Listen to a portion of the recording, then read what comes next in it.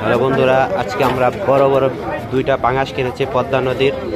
আপনারা দেখতে পাচ্ছেন তরতাজা সেই পাঙাশগুলা গোয়ালন্দ বাজারে বিক্রি হবে। নিতে চাইলে আপনারা আমাদের সাথে যোগাযোগ করতে পারেন।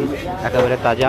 একটা 13 কেজি না, একটা 12 কেজি আর একটা আছে 10 কেজি।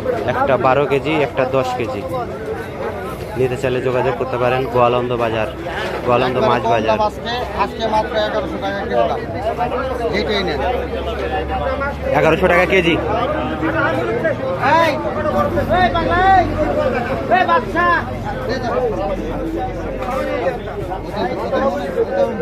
জানেই না